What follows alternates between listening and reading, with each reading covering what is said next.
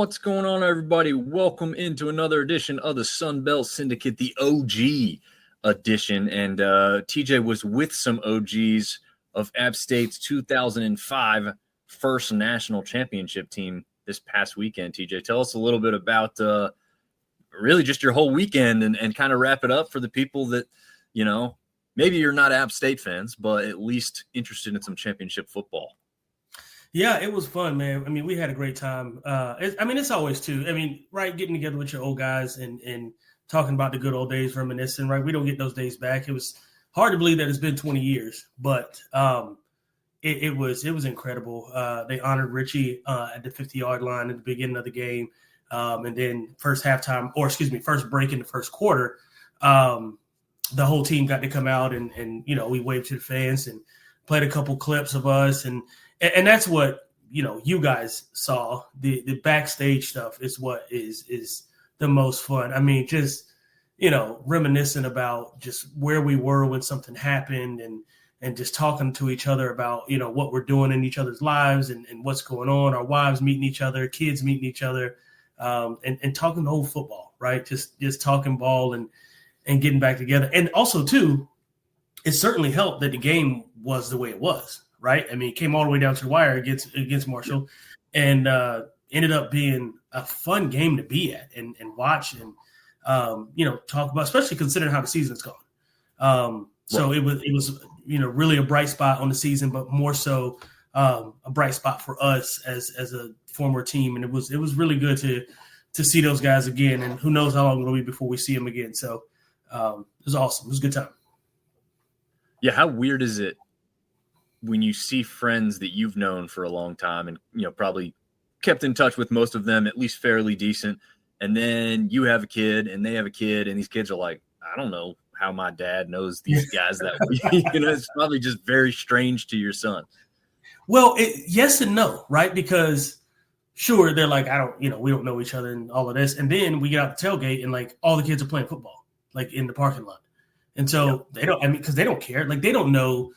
Richie's kids doesn't know how good Richie was, right? My son doesn't really know how good I was. And a lot of these guys are the same way. They just know us as dad, right? And so he's just one of dad's friends. Like, I don't care that he played football, right? He's just one of my dad's friends. And he has a son who has a football. Let's go throw that. So, that's the cool part about it is like we don't have to go down this whole rabbit hole of introducing each other and how we know each other and what this person did on this day. It's just let's get together, let's hang out and let's fellowship. So it was fun, man. It was great. Nice. I'm glad that they treated you like you should have been treated and got to see, like you said, a pretty electric game when it's all said and done. I know Marshall fans don't like the ending, but I think even between two teams that aren't great this year, like you said, we had a really entertaining football game, though, at least. Yeah, absolutely. And I've been saying this for, I think, the past maybe 2 or 3 years now. Sometimes when you get two teams that aren't really good, you get yourself a good game, right? And so that's what it was. And again, it was almost poetic in terms of the ending of the game and also blocking a field goal with Corey Lynch sitting right beside me. He's wise. I'm like, that's your thing. I turned and looked at Corey. I'm like, hey, we're doing it again. It's just one of those things. It's just kind of, and then the end of the game, all the guys are standing up. We're upstairs, obviously on top of the old field house, and we're all looking down at the game. Leonard, he's got to drive back to Charlotte, and he's been trying to leave for 20 minutes, and he can't leave because the game is good. And it's just like, I mean, those are the things. Those are times that you don't get back. So it was awesome. It really was. Nice. And getting to spend time with Jerry Moore again. Man. Meaningful as he is. He's sharp as a tack, man. I'm telling you, this guy, he knows what he's doing. So it was funny because like after we weren't supposed to go upstairs at all, like none of us were. We were just all supposed to sit in our seats and enjoy the game, which is fine. I mean, that's good enough. They got us on like the first and second rows, so it was fine. After we all come off the field, we're walking with Jerry, and he's like, all right, let's all go upstairs. Everybody go upstairs. So we're like walking around. Are you sure? He's like, yeah, I'm not sure. And one of the guys looked at me. He's like, you think they're going to tell Jerry Moore no if he wants to take people upstairs? And I'm like, okay, well, you got a good point. So that's how we got upstairs. We just all piled in and took it on upstairs and enjoyed ourselves some more. Nice. And his name carries some weight for the one or two guys you had to go back and grab, I think is what you said. Yeah, I'd say so. Oh, man. Chad is saying that football is stupid. Sometimes I agree. As a Southern Miss fan, the ending of the season not going the way he thought it would. But Ben is talking a little smack, but respectfully saying that he hopes A-State whoops up on the Mountaineers. Respectfully, of course. And he just hopes that they want that 6 win more than App State does. It's going to be interesting. That's going to be a good game. We're going to talk about that one here in a minute. And he says happy Thanksgiving. So happy Thanksgiving to you as well, Ben. Same to you, brother. And let's see. I can actually grab this and share this to the screen yet, but here we go. Week 14 is going to be the last one. It is the finale. I could have put that on the graphic, but I didn't. A swan song. The graphic features Brad Jackson, the quarterback from Texas State. As we know, this will be the last game for Texas State as a sunbelt. I guess technically if they make a bowl game, they will be making a bowl game as a sunbelt member. But this is the last game in conference play for Texas State. And we'll see if they have any more games after this. So thought I'd throw a little shout out to Artie Cat and our other Texas State fans, if we have any, that are watching or listening. But yeah, that's kind of interesting here. So we'll see what happens and transpires with that game. We'll get to that here in just a minute. The playbook for tonight. Again, we went through the Bourbon and Ball show, which was really, really fun. If you're a fan of drinking at all, but specifically bourbon and whiskey to some extent, go back and check that show out. It was completely off the rails as far as any preview is concerned. We pretty much didn't talk about any game real specifically. I guess the good thing about having Dave from Locked On, he mentioned a few things and we went back and forth a little bit about some specifics going into the weekend, but it was mainly about a program in the school, mostly about football. So that's where we paired the bourbons up with the school. So if you missed that one, definitely go check that out. Might be a good Thanksgiving weekend listen. Honestly, because like I said, it doesn't have to do with the week that was. So it's bigger than that. We had a little fun with it. We may have talked some junk on your favorite team. Yeah, it's all in good fun, right? Tonight, we're going to be going through the teams that are looking good going into the final weekend. Come on, bro, TJ's favorite segment. We'll talk about some of the teams that didn't look so good last week and need to step it up. The games of the week for the final week of the regular season. The teams where we're saying you better win. By the way, that one is chock full of games this week. I was getting ready to say that category should be filled. Yeah, and that, in fact, to be honest with you, I actually didn't take this out, but rounding it out is completely gone. I have everybody in either games of the week or you better win. There's really nobody. I was going to say there's a lot riding on this for most every team. I'm looking at the schedule for this week, and almost every team, Texas State needs to win. I mean, we'll get into it, but yeah, exactly. There was a lot. I mean, I just kept going. No, someone has to win there. Someone needs to win. So you're right. Rounding out, gone. I didn't take it off this graphic, but it is gone. We're going to go through best bets and, most importantly and more specifically, the return of TJ's clip breakdown. So I think we'll probably jump right into that. First off, luckily, YouTube TV and ESPN came to an agreement, and now we can get back to showing you some clips. But let's see. I need to get this one going and ready. The first one is going to be from Coastal Carolina and South Carolina game. And it is going to be a blocked punt. Let me see if I can get this full screen for us here. Now, unfortunately, this was supposed to be a lot more of a game. Samari Collier got hurt, and now Tad Hudson was quarterback. We knew the likelihood that South Carolina would win this game was going to be high once we heard that news. I did not think it was going to be this ugly. However, the play we're going to talk about is a blocked punt here. Thinking the name of the player who blocked the punt. I have it in a Jamison Tucker is going to be who blocks this punt for Coastal Carolina. He's going to be number 8 on your screen. That's the returner there, number 4. He's down here. He's at the end of the line. Now he's the second one in, TJ. And we'll watch this full speed. Really doesn't get touched here. Yeah. I was going to say it's one of those situations where it's an obvious blow up. Like somebody did something wrong. There's no reason for number 2. Well, first of all, the end man on the line of scrimmage for South Carolina should always take, the most immediate inside threat, right? So if you roll it and roll it in slow motion, there is, to my knowledge, there isn't any immediate inside threat, right? So when there's no immediate inside threat, again, when I say inside threat, I mean a threat to a rush, right? So if you bring it back real quick, the guy in front of him is looking to block. He's not rushing, right? So if that's the case, then my eyes immediately go away from the guy in front of me and goes to next immediate threat. Next immediate threat is going to be the second guy on the line of scrimmage.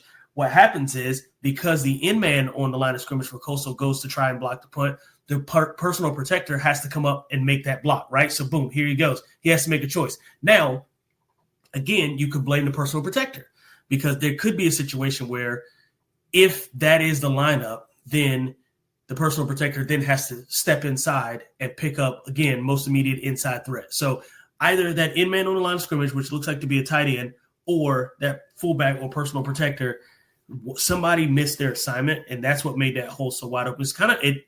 Speaking of blocks, talking about the App State game, very reminiscent of the miscue that Michigan had against Corey Lidge. Very similar. He was number 2 man on the end of the line of scrimmage, and out block happened. He came inside of that shoulder and was able to block that kick. So it's same deal here. Not fundamentally sound football by South Carolina, although it didn't really matter at this point. However, assignments are assignments, and it's teach tape. Yeah. Like you said, probably a little – that personal protector looked like he just kind of nailed it in to me. Like just kind of was like, I'm just going to go straight. If nothing's coming at me, whatever.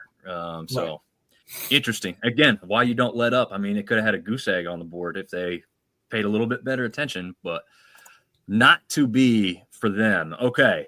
That was just something we hadn't seen much, block punt, right? So I wanted to show that one, even in a bad ending for Coastal Carolina in that one. Here is one that was talked about quite frequently throughout the week, right? This one was from the Louisiana versus Arkansas State game. This is the last play of the game.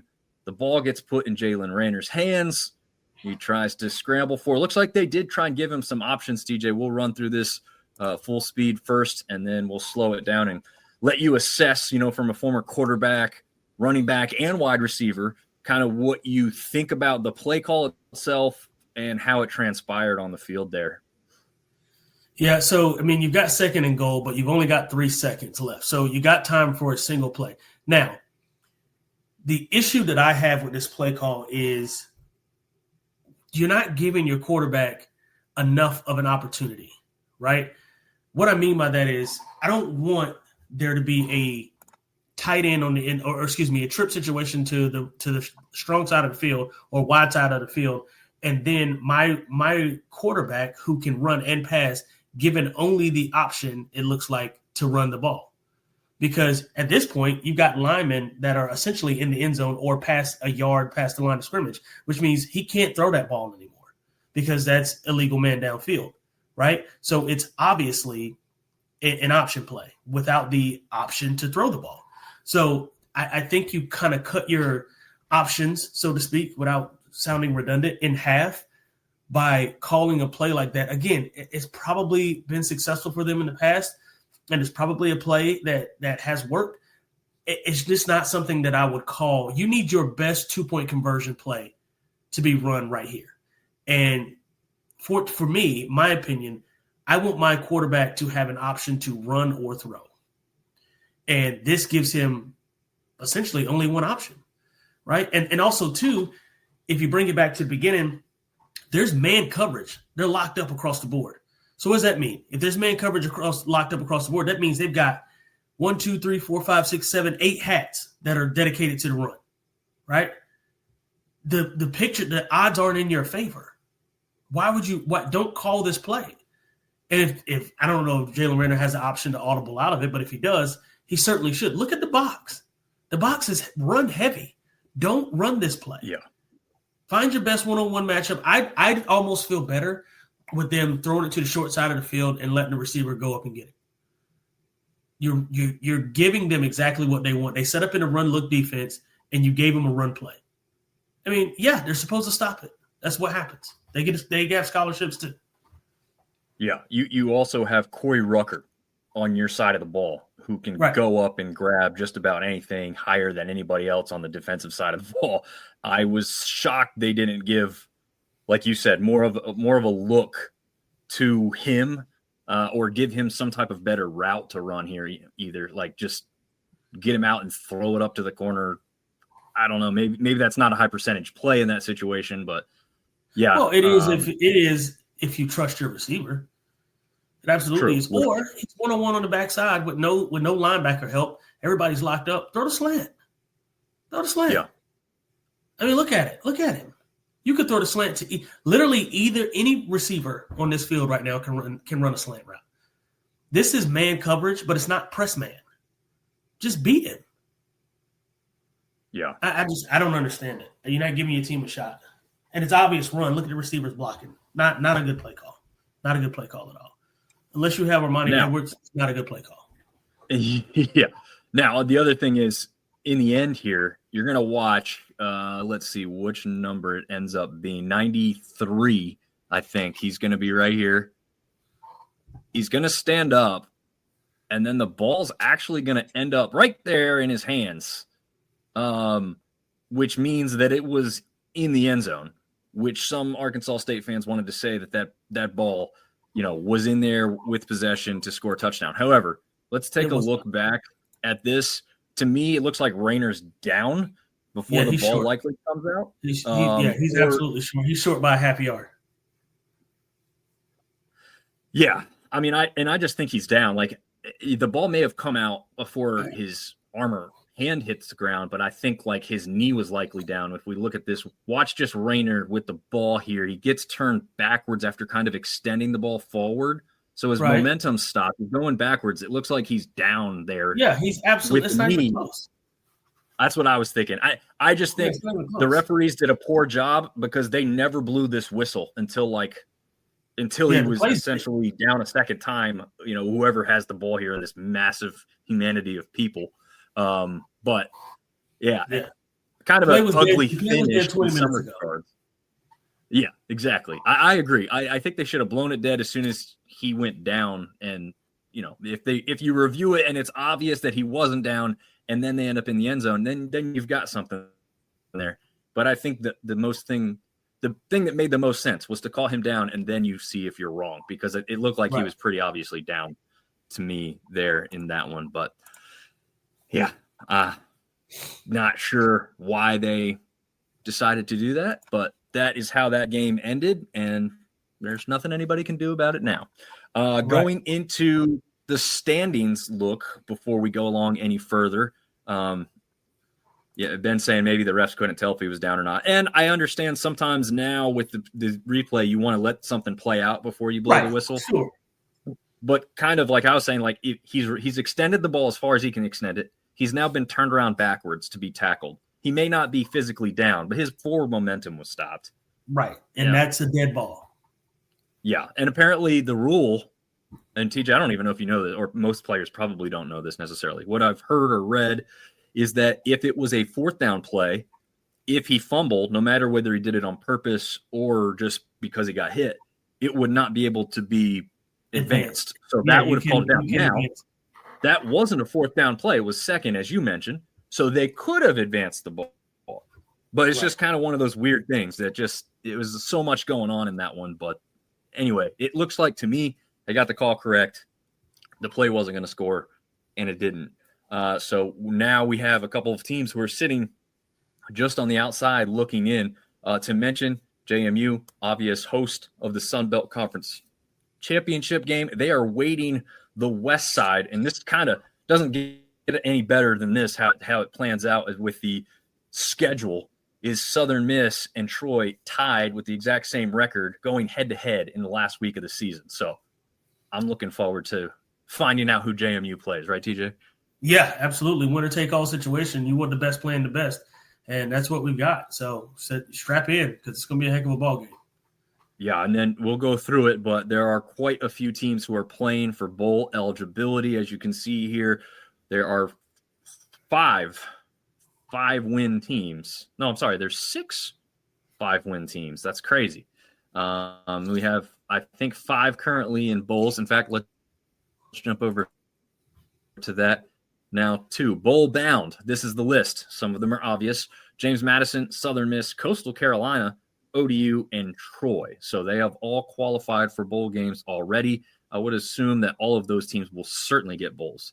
Some of these other teams that qualify may find themselves with the hard thing to swallow, which is having 6 wins and there's too many teams. We'll see. That is not confirmed there yet, but we will have to figure out if that's what's going to happen. Now, these are the teams that you have to question if they're going to go bowling. And I've paired these up a little bit here, TJ. Hopefully it makes some sense to all of us. But Georgia Southern goes head-to-head with Marshall. Arkansas State goes head-to-head with App State. So of those 4 teams, only 2 will be assured a 6-win season and a chance to go bowling. The Cajuns and Texas State, all they got to do is win, and they're both at 6 wins, possibly going bowling. They're not keeping out their opponent. So those 2 teams just have to win and get to those 6 wins. These other 2 are got a lot at stake because the other team wants it just as bad as they do. So it'll be interesting to see what transpires there, and we'll get into those specifically here in a minute. Looking good, besides the 2005 national champions this past weekend, it looked like Colton Joseph had one hell of a game in the air and on the ground as they ran all over their opponent, which was, I'm going blank now, Georgia Southern. There we go. Georgia Southern, yeah. Yeah. But as far as the teams go, ODU also looks good in a long-distance respect because they are on a 4-game win streak, and over their last 3 games have only allowed a total of 16 points. One of those was the goose egg to Troy. But, TJ, we've talked about their offense, but their defense seems to be coming on strong here towards the end of the season as well. Yeah, they're not letting anybody run the football. And I think when you get down to this time of year when it starts to get cold, even though it's not necessarily terribly cold yet, when you get to this time of year, 2 things travel really well: run game and defense.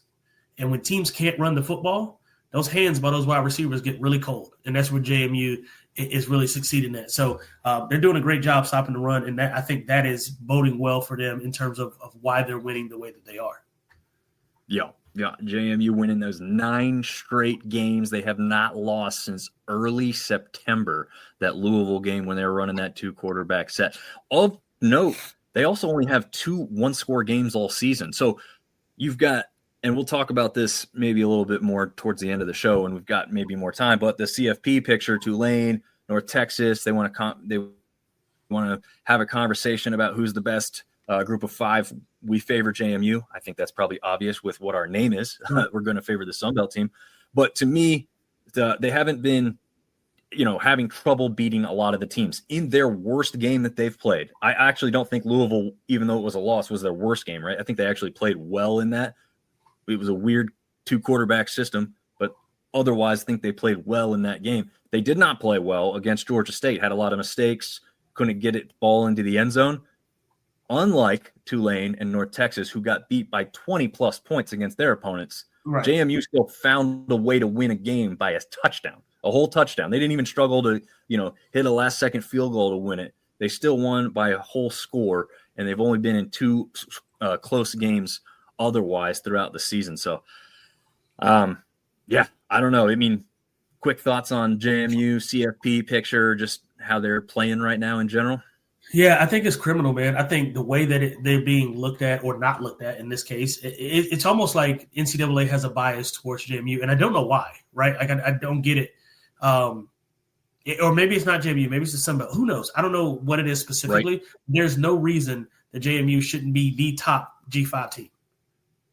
There's not any reason for it. So I need to know the rationale. I need to know why they picked the way that they did, because maybe that'll give me some insight. But I got nothing. I've got nothing. Yeah. I mean, I know that they're saying they're favoring strength of schedule, and I get that to some extent. But look, you're favoring Tulane, who got beat soundly by Ole Miss. So, I mean, the strength of schedule there, when you get trounced, I don't think that should count positively towards you. Like you scheduled the game. So, wait, we're rewarding teams for scheduling a game they get blown out in? That's not, to me, that doesn't make sense. Then they beat Duke and Northwestern. Right. Why are we rewarding beating Duke and Northwestern, which a lot of other group of 5 or group of 6 teams could do? I'm not saying they all would, right? But there's a lot of other teams that could beat those teams. Yeah, it's a good chance that they'd be beaten pretty soundly by a lot of the teams in our league, so to speak. Right. So, that's why I have a hard time with it. I understand from the outside looking in, 3 power opponents. Great. If you look at James Madison's schedule, I'm going to bring it up for a split second because this is kind of the crazy aspect of it. They're rewarding Tulane for scheduling tough, right? But if you look back at James Madison's schedule, they have Louisville, who, ended up being pretty good. They had Liberty, who was a good team when the game was scheduled. Okay. Mm-hmm. You had a couple other teams, App State had been good, right? Washington State was a good team. So they scheduled 4 tough games as best as they could before the season got going years in advance.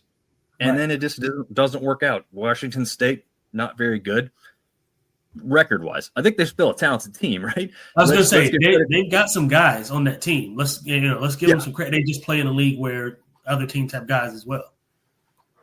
Yeah.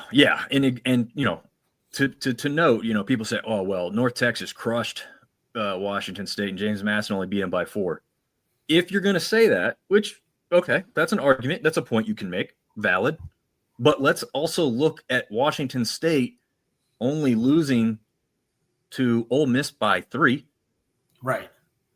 Or I'm sorry, they lost by more than they lost to JMU. Am I getting that? Am I saying that correctly? JMU beat Washington State by more than Ole Miss or Virginia did. I'll say it like that. That way I can keep it straight. So JMU had a 4-point victory. Ole Miss had a 3-point victory, and I think Virginia had a 2-point victory over Washington State. So what does that mean? That means James Madison's better than Ole Miss and Virginia? Well, I mean, if you're going to make the other argument, North Texas is that much better than James Madison because they hammered Washington State. You can't change the metrics, right? Like if you're going to say you're going to use one, just use it and keep it consistent. Don't move the goalposts. Right. And that seems like what they're doing there. I don't know if I put Ben's comment up there, but he says it's because the CFP chairs Arkansas's AD and no Hogs fans like him, which is funny. But is he the one that did the 6'7" joke that was terrible? I mean, just awful. I have no idea. I didn't see it. You didn't see it? Oh, Reese Davis asked him, I think it's Juracek, which is, Juracek's got a son that's on the App State coaching staff. But I believe it was Reese Davis asking him what the thought process is if Ole Miss ends up losing Kiffin as head coach. Like, where would you rank them? And he goes, there's like this long, weird pause. And then he's like, 6, 7. And then he's like, huh. And then Reese Davis has no choice but to be like, huh. But like, it was just like a quick, like, it wasn't actually all that funny, dude. It was an old guy delivering it with no, nothing. Right? He's just terrible. Anyway, it was very dry, and everybody was like, dude, don't do that. And obviously JMU fans are going to have a time with that because it just looks unprofessional at that point too. But I get it, right? Like he's trying to be funny, but it just didn't work. Did not work at all. All right, come on, bro. TJ's favorite section here. We've got Coastal walking away. This is a precursor to what's to come as Georgia Southern defenders on the ground there.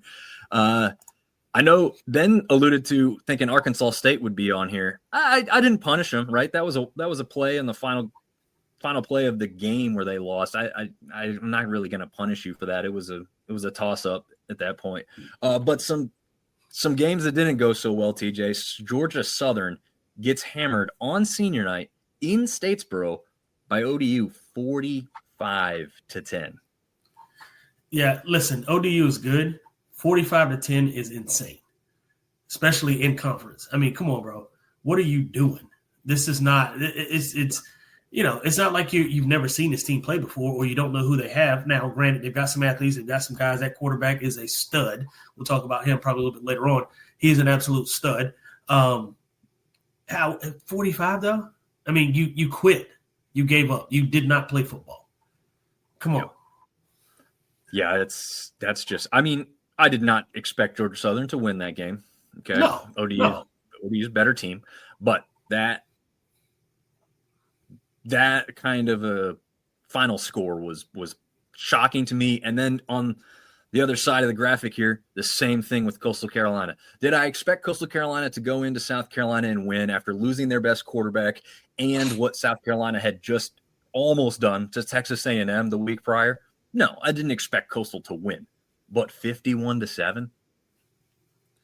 Well, and so to your point, again, no one should have expected them to win. That said, South Carolina has played some really great football this year in spurts, right? Like they've played. I think they played Alabama pretty tough. I think they almost somebody else they almost beat. I've got to go back and take a look at. Actually, let me pull it up while I'm here. Let's see. Yeah, we do have to remember that a bad SEC team still could be a pretty good team. Right. Yeah. I mean, and they've they played Alabama. They lost 22-9. Right. They lost 30-14 to Ole Miss. These are ranked football teams. That they've gone in and beaten, almost beaten. So are they a good football team? No, but they played some really tough football all year. Again, Oklahoma only put up 24 on them, 26. Alabama 29, Ole Miss 30. These are top 10, top 15 ranked teams that they're losing to. Texas A&M, they had Texas A&M down 20-0 at halftime. Now they didn't finish, but 31-30, I'm not mad at that. So to your point, yes, come on, bro. Don't get beat by 50, 40-something points. But it is South Carolina, and they have played some good football in spurts. So I don't give them that much flack for it, but it's still a huge margin. It's still awful. To note, South Carolina has 7 losses on the year. 6 of those teams were either ranked when they played them or are now ranked. Vanderbilt being the only team not ranked when they played them, but we obviously know where they're at now. So, yeah, that is – and they had 5 of those ranked teams in a row. So they didn't get any break. Right. That's a tough schedule. You want to talk about running to the CFP? If South Carolina had won all but 1 or 2 of these games, they'd be in the CFP picture right now because that's how good that schedule is. And they missed a lot of those games by less than a touchdown. Yes. You know what I mean? Yes. Like it's not like they played bad football. So Nope, definitely not. Lenore Sellers is one hell of a quarterback. He is. Yeah.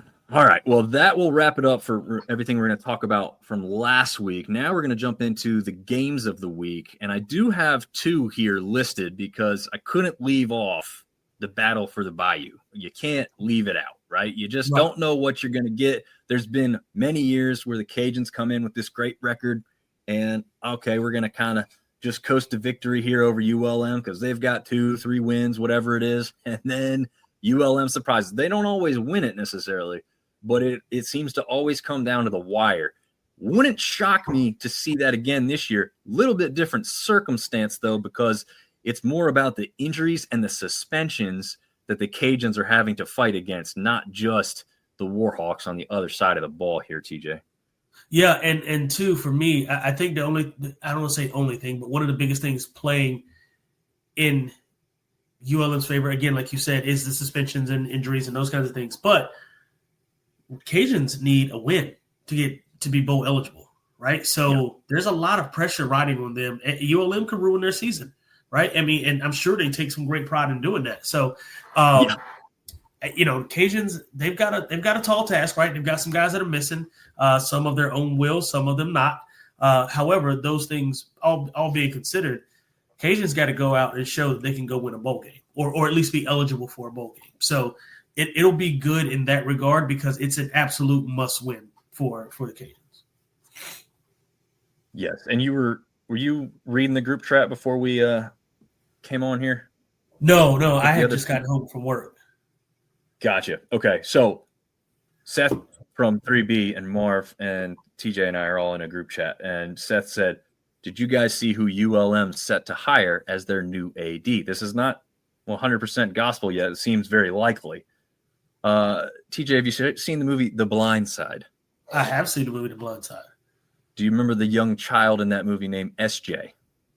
SJ Tui. He was the kid who befriends Michael. Orr. Michael Orr. Yeah. The little white kid.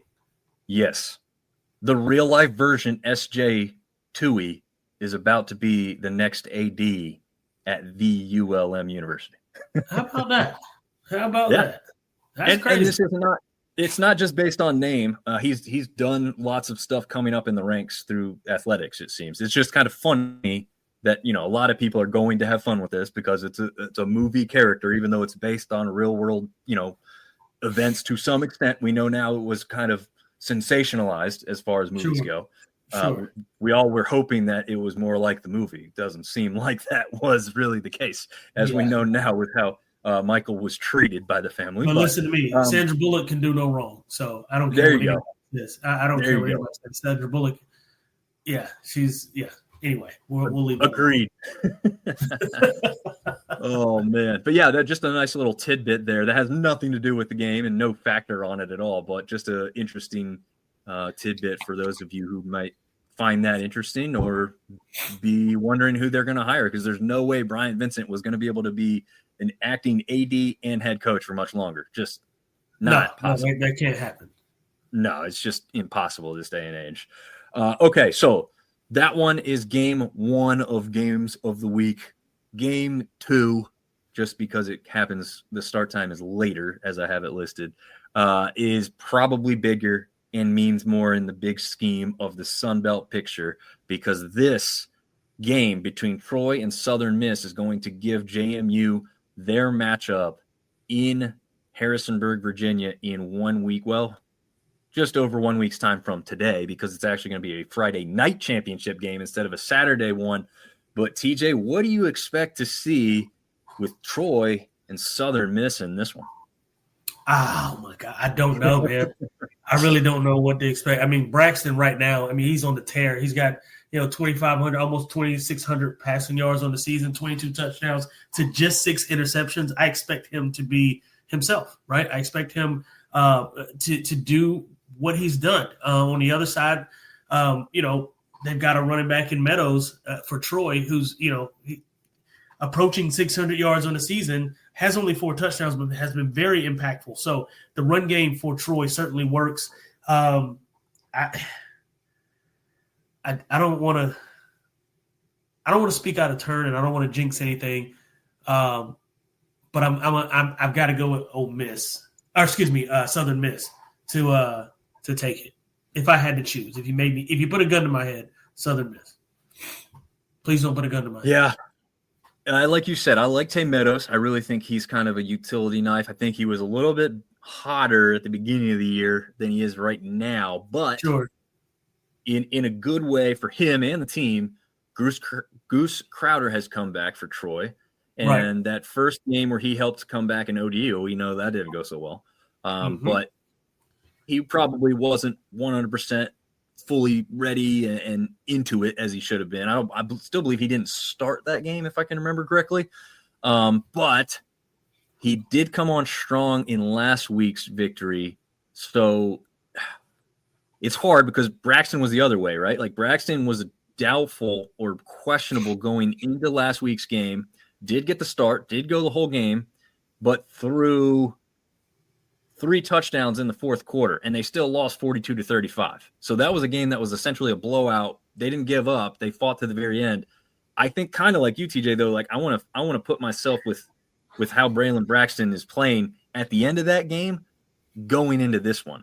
But for sure. Again, Crowder kind of did the same thing for Troy last week. Not quite as good as Braxton did, but unlike Braxton, I don't feel like Goose is going to be running the ball as much. Tucker Kilgrease for Troy was really the running quarterback for them.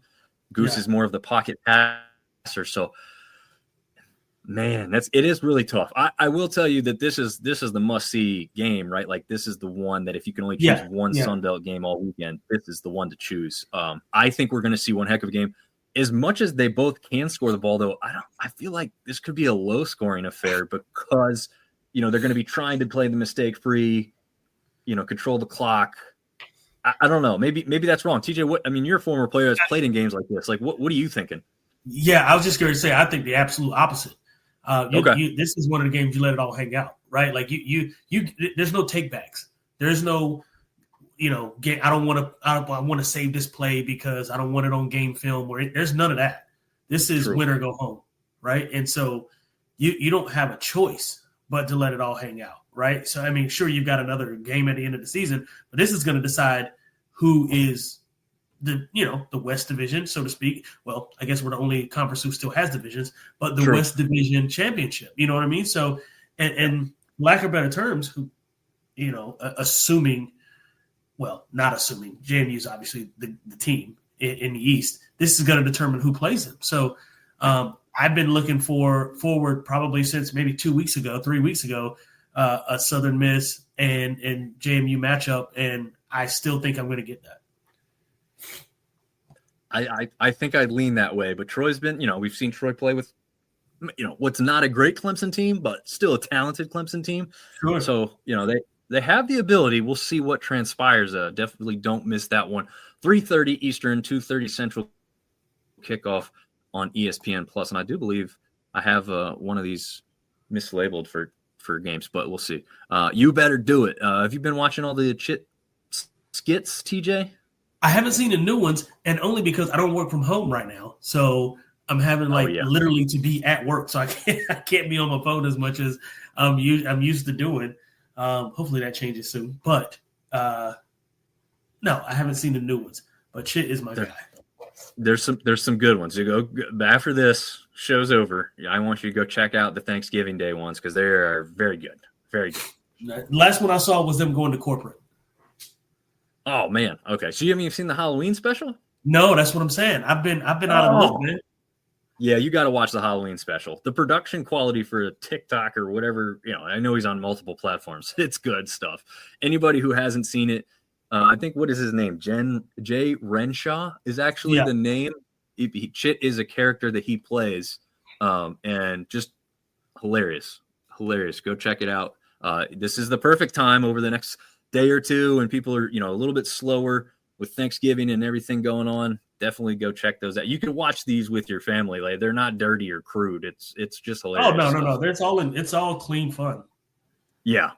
Okay, so this is the one I got wrong. So JMU and Coastal at the bottom here is actually an ESPN-U game. I did not change that from ESPN Plus. The rest of the slate for the entire Sun Belt is ESPN Plus. I got complacent. I did not check that one, but just wanted to make mention of that before we talk about these other games. And we'll get to the best bets that have to do with these games, but on a bigger picture here, Georgia Southern, Marshall, again, 2 5-win teams, both must win here in order to have a chance, likely chance, but still just a chance at postseason play.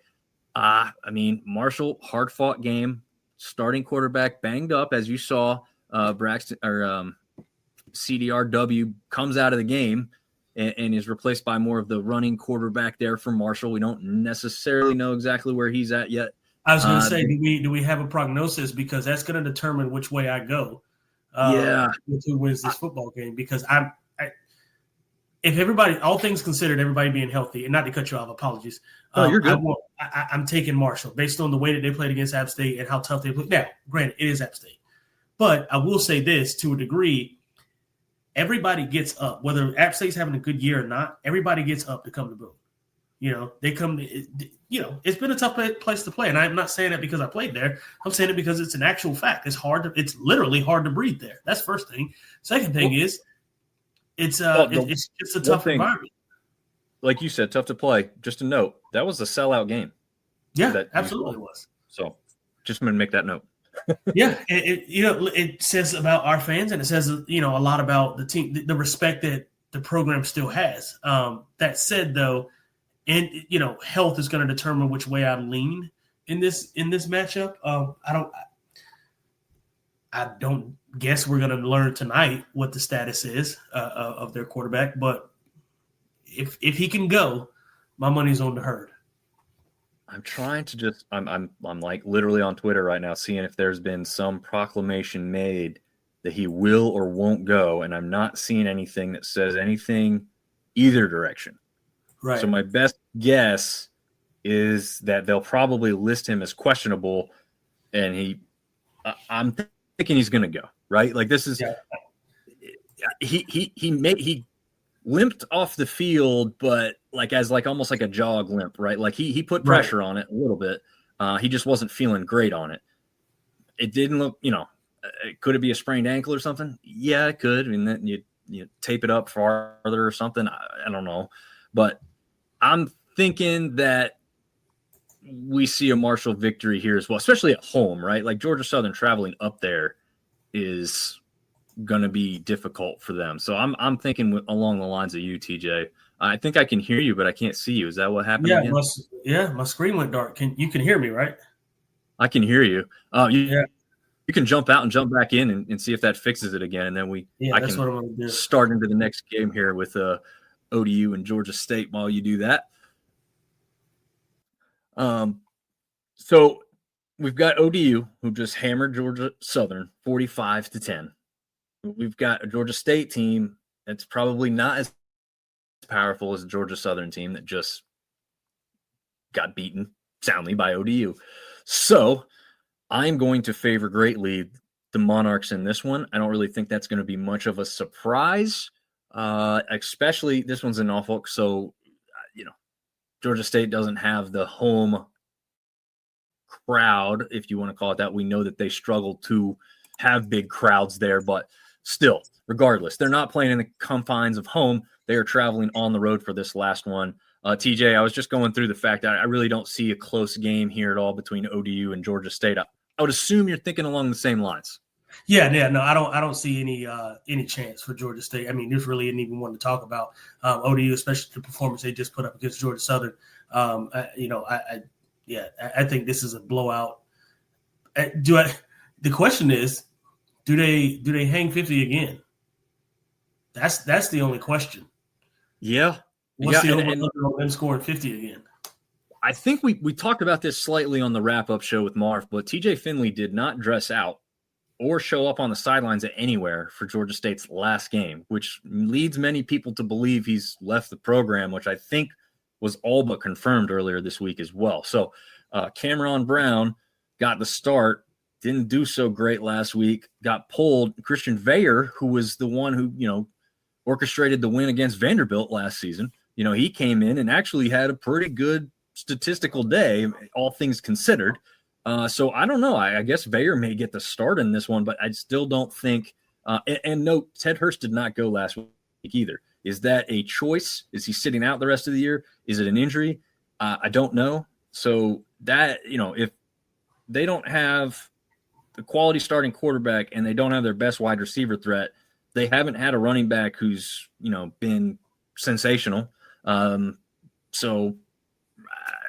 just don't see any way that ODU falters against a team like Georgia State. No shot. No shot. Yeah. All right. App State Mountaineers, Arkansas State Red Wolves, both have A's in the name, both battling for that 6th win to get to bowl eligibility. Both wanted these seasons to be better than they are. But who gets the victory? Who gets that 6th win here in this one, TJ? It better be Appalachian State.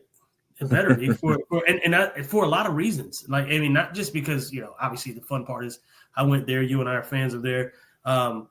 Excuse me. But Dowell Loggins has got a lot of pressure on him, man. I mean, this is, not been a good year. Obviously, they're going to give him a shot. They're going to show him some grace, give him an opportunity to recruit his guys, and go in the portal and get guys that he, wants to play there, and do all those things, which is great, and they should. But ultimately, it has been a very underwhelming season in Boone, and you're talking to a fan base, quite honestly, that's spoiled. We expect to win because we have won. Again, we talked about it a couple weeks back. First losing season since 2005, right? Like we don't lose. And so, yeah, Butch Jones does have a lot of pressure on him as well. I'm not going to understate that. But I can't tell you, this isn't speculation. This is being in the field house. This is having conversations. This is knowing individuals within the program. I will not give names, and we won't get into detail about the conversations that were had. But he needs to make a bowl game. I'm not saying his job depends on it. Certainly don't misquote me there. But it will go a long way into the perception of what he looks like moving forward. And that's, again, not speculation. Interesting stuff there. Also interesting, Ben says A-State hasn't won in Boone since 2015. And you have to take that with a little bit of grain of salt, right? Like, they don't play there every year. So this isn't like, oh, it's this many straight years, right? They probably played 2 or 3 times since 2015 in Boone. Also, and now that Ben said it, it's gonna happen. Yeah, exactly. Thanks, Ben. Thanks a lot, man. Oh, man. I do think, as much as I'd like to see, like you said, our favorite team take the victory here, this to me is a toss-up. I can't count out Jalen Rayner. I can't count out the Red Wolves, who have made almost every single game they've played and come down to the wire, having won a good amount of them as well. So, I don't have a ton of confidence either way. But this is one that, for obvious reasons, we're going to keep our eyes on. But I think if you just want an entertaining game, as you said before, TJ, maybe not the greatest teams, but I think you're going to get great football here. Something very entertaining. So 100%. This one is one that I'd recommend for sure. Yeah, Ben says, I say it comes down to the last play as always. If A-State's involved, it almost always does come down to the last play, like you said, Ben. So, I wouldn't doubt it at all. Honestly, wouldn't shock me to see an overtime game here. So maybe it's cold enough we get some snowy precipitation in Boone. Probably not. I haven't seen that in the forecast, but I don't know. We'll see. All right. South Alabama is the team that gets to say adieu to Texas State. And we'll see if they give them a nice little parting gift with a loss to keep them from bowl eligibility, or if Texas State can take advantage of this great offense that they have and keep things rolling with the win streak that they're also on to get that 6th win, leave the conference with gaining another bowl eligibility season before they head off to the Pac-12. What do you think in this one? I mean, South Alabama just won last week against Southern Miss, who is better than Texas State, but is this, the transitive property not computing, or do you think it might actually work out that way?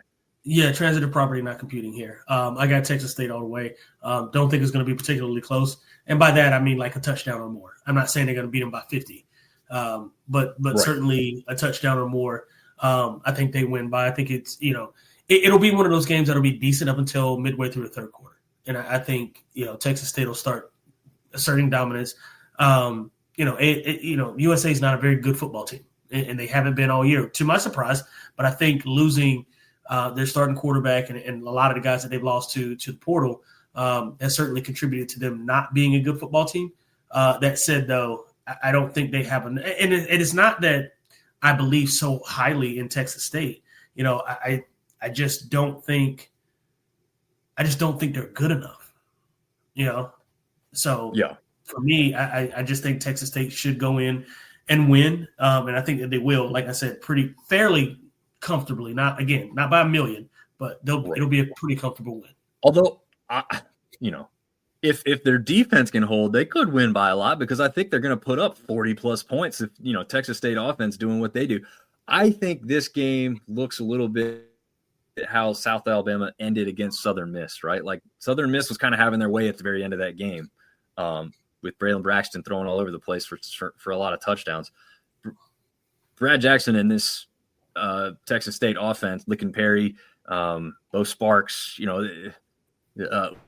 as Pat says on ESPN, the exciting whites of Texas State, The exciting whites. I think he used it for BYU, but it also fits for Texas State there with their trio of quarterback, running back, and wide receivers. So just a funny thing there. But, I mean, seriously, though, those guys have been putting up points all year long. Yes, they didn't get the results, but it hasn't been because they didn't score enough points. It's because the defense couldn't stop people. I think they could put up plenty of points against South Alabama. Can South Alabama keep the pace? Like you said, TJ, I think they can't. Not the full way through. Is it a half decent game? Maybe. But I could also see Texas State winning very comfortably by 3 touchdowns or something in this one. It wouldn't shock me. Again, they're playing at home, too, to end this. It's not like they're on the road. Right. If they were on the road in Mobile, probably a little different thought-wise for me. Okay, rounding it out of the you got to win these games is pretty obvious. JMU has to win everything out from here on out to have any shot at a CFP, which is obviously not likely with where they are on the outside looking in right now. But is Coastal anything more than a speed bump at this point with what we just saw out of them? I know you've got a best bet coming up to deal with this, but let us know your thoughts specifically on the game right now. Yeah, I mean, I don't think JMU – I think Coastal – so I think I picked Coastal to against the spread. So I don't think they're going to lose by 21 or 22 points. What is it, 21 and a half? Whatever it is. 21 and a half, I think. Yeah, I don't think they lose by 22 points. I don't think this, though, is relatively close. I think 2 scores minimum they win by JMU. And I think that's only because they probably take their foot off the gas. Or the other thing, too, and I thought about this when I got home, maybe it's a case where JMU does light it up and absolutely just goes ballistic and maybe scores 60 because they have to have a good win for the college football committee. I don't know. I don't know which direction this goes. It could be one of those things where we're up by 30 or up by 20, going into the fourth quarter and they just call the dogs off because they want to conserve people. Or it could be we're up by 30, let's put 20 more on them to show CFP, who they're not letting in. So I think it could go either way. I'm giving respect to Coastal because I'm saying potentially not 22 points. But I could honestly see it going either way. I think I'm talking myself into a blowout, but I don't want to do that because I want to, it's a sunbelt. Anything can happen. True. But, I mean, it would shock me, I guess. This is one that would shock me if Coastal won. But if Coastal kept it within 2 scores, that wouldn't shock me. Like we've seen them surprise. We've seen them play well. The thing that would be more surprising to me right now is because they don't have that quarterback that gave them that kind of little magical run. So I wouldn't put the fact that JMU and South Carolina are light years apart. I really wouldn't. I think this game could be ugly. I think what I've heard, what I've seen is James Madison is going to bring a ton of fans down there to Myrtle Beach. I'm not sure Coastal is, right? Like they had that little run. It got really exciting there. But even with that run, people were telling me they still weren't quite filling up the stands or they're not staying the whole time. Well, JMU is going to bring the stands and they're going to stay the whole time because they ain't going to be leaving early if their teams win it. And so with it essentially sounding like it might be a de facto home game for James Madison in some regards. I favor the Dukes greatly in this one. Like you said, I think it's going to be one of those, if we can put up 60 plus points, we're going to put up 60 plus points. Does that help you in the CFP picture? I don't know. Maybe. Again, I don't think they're going to value beating Coastal Carolina, to be honest with you. But it's not going to look bad if you hammer somebody going into your championship week. So, right. I agree. Yeah. We'll see what happens there. But let's get into these best bets here. We got a lot of them this week. This is one where, we've had some weeks where we're light on some of these things, not feeling comfortable or confident. I made sure that anything that you weren't putting something on, I put something on. And there was one game here, the second one down, that I put 2 things on. I was maybe parlaying them. But start us off here. You've got Georgia Southern versus Marshall. Marshall favored by 8.5 points. You're taking Georgia Southern against the spread in this one. So not saying they win, but they cover the 8.5 points. They've got to save their face, right? Like this is a get back game. And I don't think that they win it, but I certainly, it's not like Marshall's they're not a world beater, right? Like Marshall's a really good football team and they know that they need to win to get that 6th win, right? Like where's Marshall? What is Marshall? Yeah. Marshall's going to win it because they have to. For me, Georgia Southern is just going to want to keep it close because, quite frankly, they got embarrassed last week, and I don't think that they want a round 2 of that. So that was my thinking going into it. Maybe a touchdown, but I'm not saying much more than that. Yeah, I'm favoring Marshall in that one. I think we talked about that. But for my bet, I'm going under the 64.5 points. We've seen what Georgia Southern can do. It hasn't been lighting up the scoreboard at all this year, right? I mean, they really haven't done that. Marshall has the ability to do that a little bit more. But I think what we saw out of Marshall last week against, be frank, an App State defense that hasn't been all that amazing this year, maybe coming into their own some. But I just don't see two teams that are going to combine for 64.5. So that's where I'm going on that one. That's fair. Yeah, I don't see them lighting up the scoreboard quite that much.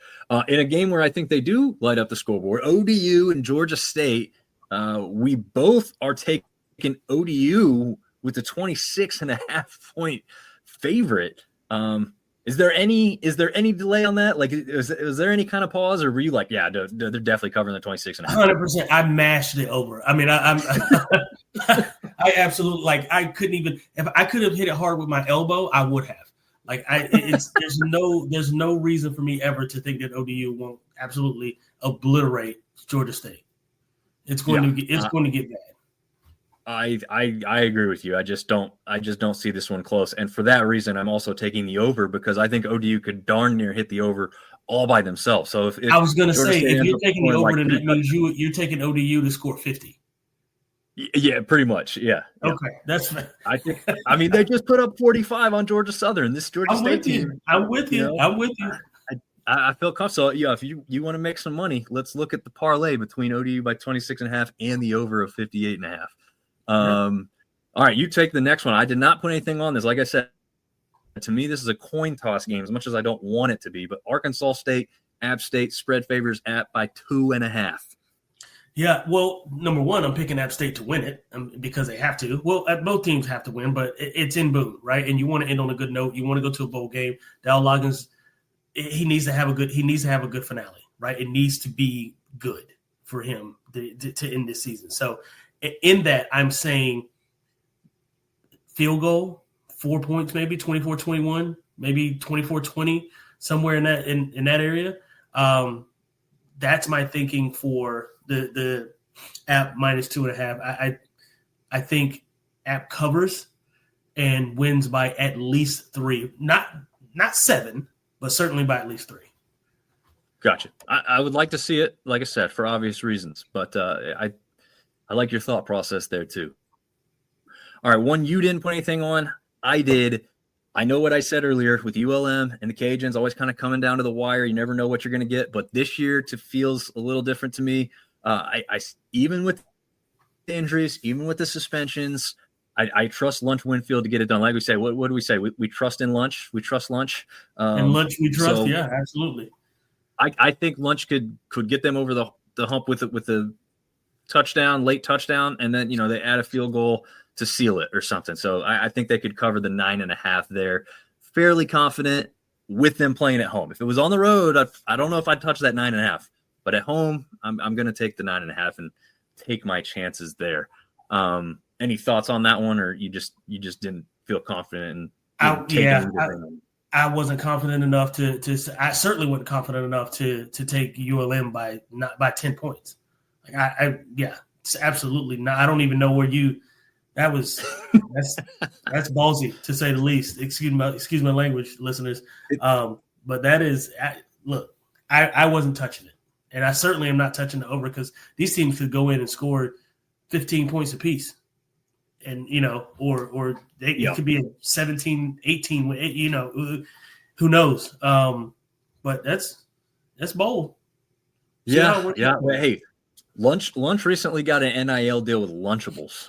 He got a personalized 1-of-1 Letterman's jacket with Lunchables on it. I can't go away from Lunch, man. He's the dude. I think he's going to get it done. And kind of go off here at his last game, ensure that him and the Cajuns go on to play in a bowl game. A lot of those guys that were suspended will be able to come back, for that type of situation. So that would be cool. Obviously, not having those guys end their season on the sideline, be able to get them back into a game and on the field. So I am kind of favoring it for that reason as well, probably. I am also favoring Texas State to get it done again by the 9.5-point spread against the Jags of South Alabama. Again, just like the game before this with the Cajuns, Texas State playing at home helps me feel a little bit more confident in that pick. Brad Jackson, the offense over there, putting up a lot of points. Can the defense just, give me that 10 points I need to beat the Jags? I'm hoping so. Yeah, I'm not as confident. I did take Texas State to win. We talked about that a little bit earlier.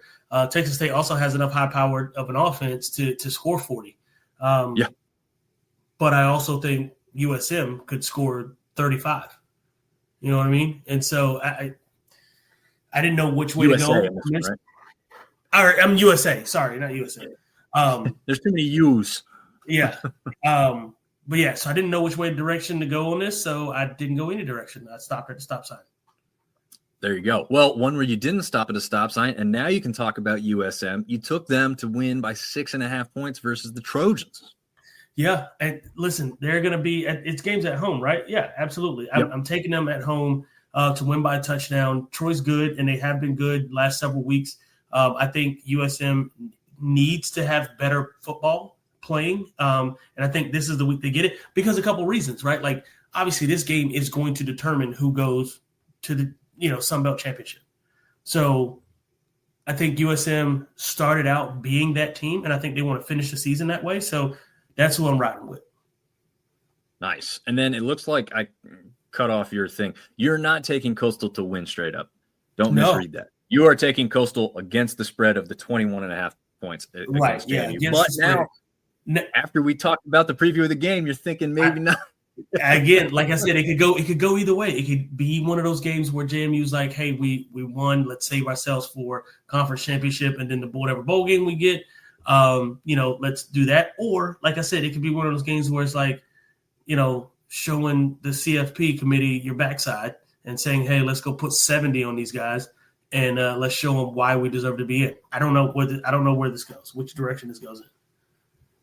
Yeah. Before I give my pick for that game, Warren says without Troy getting turnovers, they do not win versus Southern Miss, which is a good point. I mean, you gotta have some luck on your side in games like this too. So that might be a factor in a game if it comes down to the wire, like some people expect it to.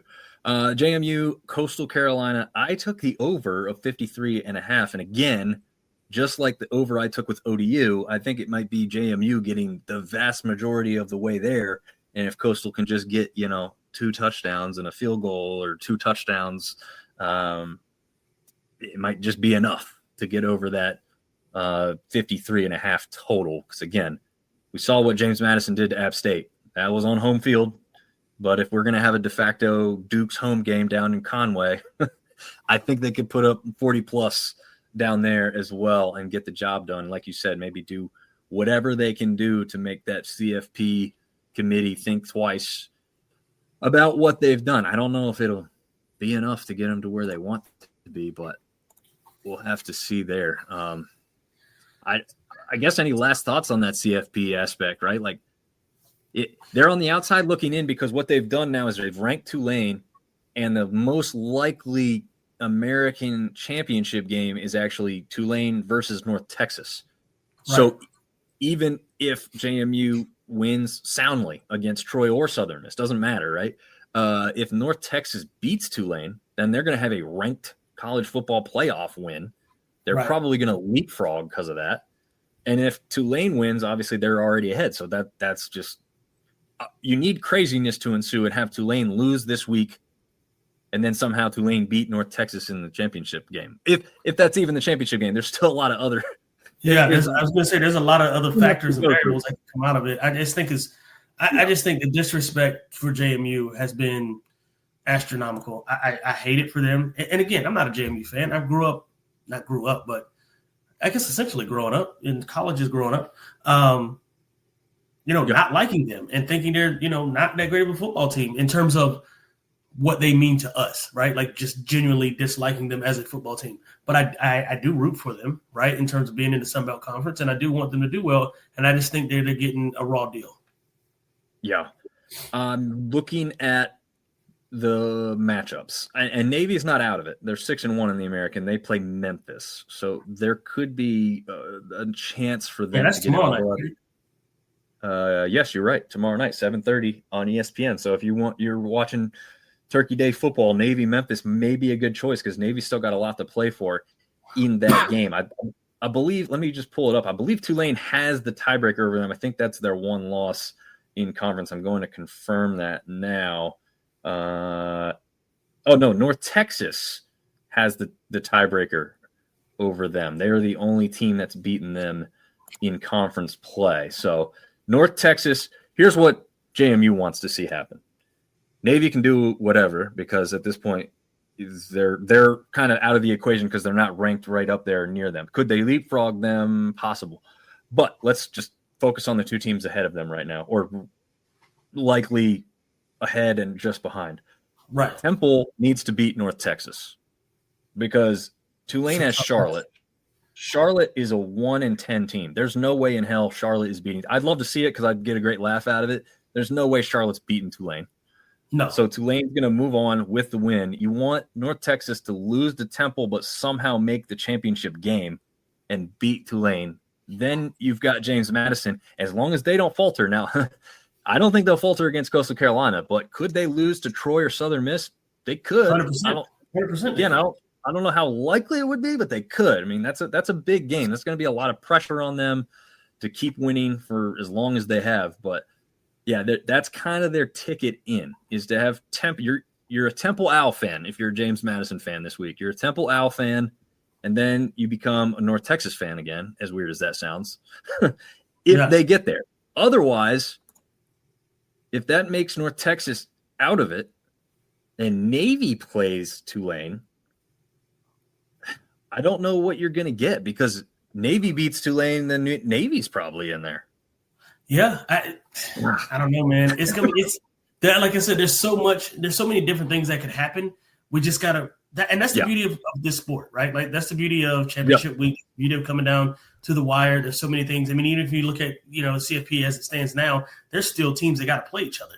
And that's going to decide some seeding, right, at the top of that bracket. So, lot to be said, lot to discuss, lots of opinions, right? Including ours, which may or may not hold any weight. Who cares? We're giving them anyway. And we'll just see how this thing plays out. Yeah. And to note, just in case the Navy aspect comes into play, the Army-Navy game won't matter for anything. No. They've already said the CFP that they will make their decision, their seedings, everything will even, I think, come out before that game is even played. They do not wait on Army-Navy to play that game. So whatever Navy and chance they've got to do whatever they're going to do will be done after this next 2 weeks because Army-Navy's 3 weeks away. But just an interesting aspect, because I've seen some people say, well, we might have to wait till the Army-Navy. No, we don't have to wait. We'll know after championship weekend what's going to transpire. The bad part is if JMU gets all the way there victorious, they win the next 2 games, they still won't know. They won't know until the championship game of the American is played for sure what their fate is. But yeah, it's going to be tough. Warren saying if top 10 have losses, that would help JMU. I mean, there was a shot at one point in time where the ACC looked like they could be on the outside looking in because they could have taken the top 5 rated conference champions. It does not have to be from the power conferences. So the American or the sunbelt could have been looked at as one of the top 5 conference champions. But now with what the CFP just did, they've made it so that the ACC is ensured a team into the playoff. So their champion is going to be – that's what they told you by how they ranked the team. So, again, they're stacking the bricks against the Sunbelt. That's what my point of my post – I don't know if you saw that one, TJ. I said justice for JMU. I put a big post out. Oh, yeah. Not even every metric. I did it. And I know, look, if you're a Sunbelt fan and you hate JMU, good. That's what we want. That's what makes this fun. But at the same time, I need you to understand if you're crapping on the resume of JMU, you're doing it to the whole conference. And that's the problem, right? Because everybody else is doing the same. They're not valuing what goes on here. And over the last 2 seasons, and I can get Herb Bros loop in on this with what he's found out. Statistically speaking, from top to bottom, the Sun Belt has been the best group of 5 or group of 6 conference. Yeah. Past 2 seasons. Now, they're probably not going to be this year, okay? But the last 2 before this, they were better than the American. So this rhetoric that the American is, on a pedestal here and Sun Belt somewhere lower is just not true. Now, this year, do they have more quality teams at the very top? Sure, I'm not going to argue that. But I do think our best team is just as good as any of their best teams. And that's the problem with where the CFP has put them, is that they've really got no shot unless other teams ahead of them lose. Like, they don't have a shot to improve what they've already done. And that kind of sucks, because I think not losing by 20-plus points, which both North Texas and Tulane have done to conference members, is just it should be weighted a little bit more. Sure, they play. Yeah, it should matter. It should absolutely matter. But yeah, there's my little ending spiel for the day. Going off a little bit. We love it. And the reason I'm doing that is because, like, if App State was in this position, I'd be damn pissed off and wanting to fight for my team as well. Absolutely. So I'm going to go ahead 100%. and do it for James Madison, because I feel like we're kind of in the same position, right? Like, no one values us as much as they should.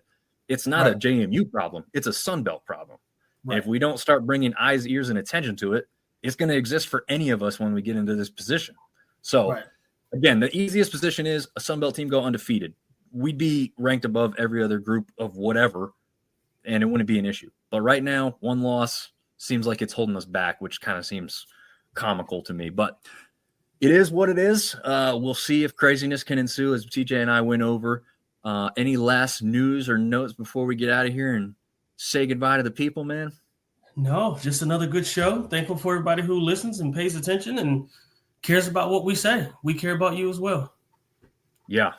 And from us and our families, have a good and safe Thanksgiving. Don't deep fry any turkeys if you don't have any experience at it. TJ, do you deep fry turkeys, or you stay away from it? I do. I'm not tomorrow, but yeah, don't do it if you don't know. I saw a clip of somebody doing it inside their house, and they did it successfully, but not a chance I'm taking. Not in the house. Never. Not even close. But yeah, TJ's probably going to share some really, really awesome pictures of whatever he ends up doing for tomorrow. So be sure to follow him and check him out. Thick thighs and large fries still. Is that where you're going to put up the pictures? Okay. Yeah, absolutely. All right. Well, check it out and check out these Sunbelt games over the weekend, and we'll see you back for the wrap-up show. Thanks for tuning in.